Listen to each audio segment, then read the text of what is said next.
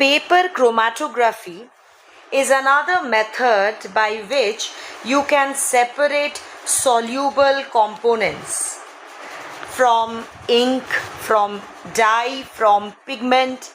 And the name chromatography, chroma, this name comes from color.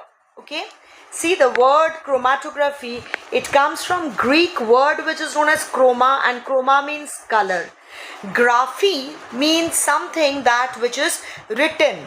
So basically it means writing with colors, right? See, have you noticed that when you write with sketch pen or you write with gel pen, then if there is any drop of water falling on it, then what happens? The color spreads, right? Nowadays some of the gel pen doesn't blot, but most of them does, especially sketch pen. They blot when there is water falling on it. So this process try out with black sketch pen, black ink, especially black sketch pen. When you do this, you notice that when the color spreads, it doesn't spread giving you only the black color, only the black pigment. It gives you some other colors as well. Okay, you get a tinge of pink in it, you get a tinge of green in it. You try out and see why did it happen so. We can analyze this process, which is done by paper chromatography, because you are using a chromatography paper. This is different from the normal paper. It's bit thick in nature, chromatography paper, and then you are drawing a line with pencil and scale, say almost 3 to 4 centimeter above the bottom. Okay, you are drawing a line. This gap is 3 to 4 centimeter. Now you are giving a drop of ink spot. You can give in the middle. Here you are giving in the middle. So you can spot with black sketch pen also, as you were seeing here that black sketch pen gives various colors. So you can spot it with black sketch pen too. And now you dip this. Actually you will not dip it. You will put it inside the gas jar. Having a watch glass, the paper should not fold. It should remain straight. That you have to mark. The paper should remain straight, and the water which is added should not completely wash off the drop of ink or black sketch pen, whatever you have given. It will not wash it off. It will rise up, the water will rise up gradually and then wash this black ink. And with time you will see the water goes up because it gets blotted, right? The water goes up, capillary action, and then after some time you will see various components of ink at various levels. Okay, at various levels. Why is it so?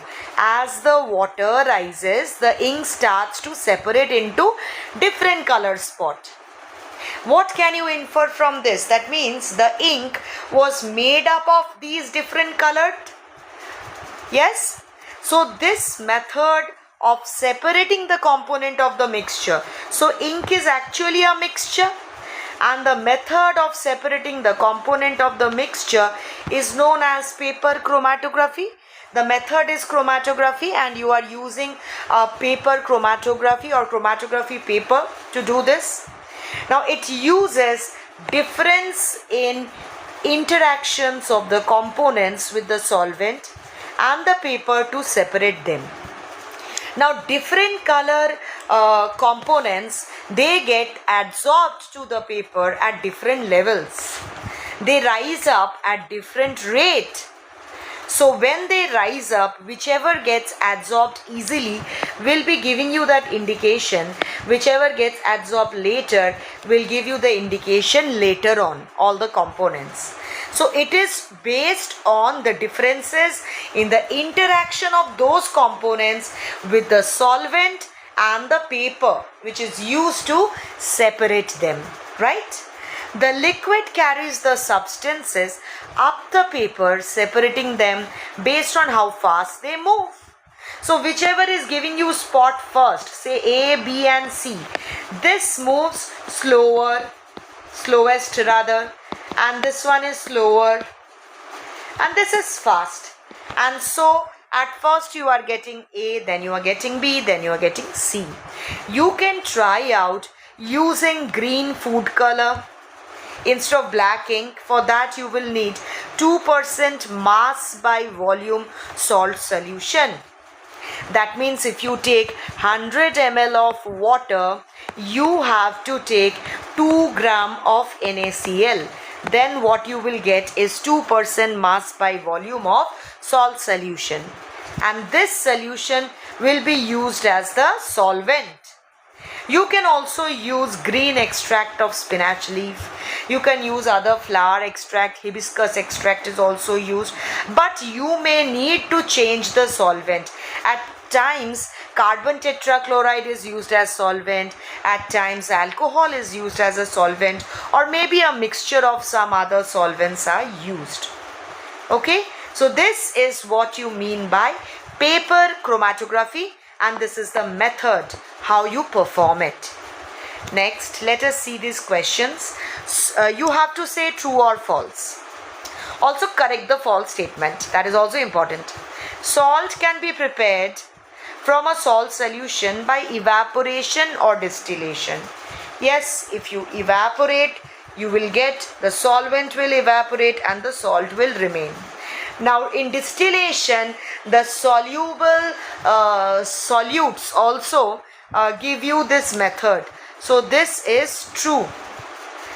Distillation can be used for separation of two liquids even when these have the same boiling point.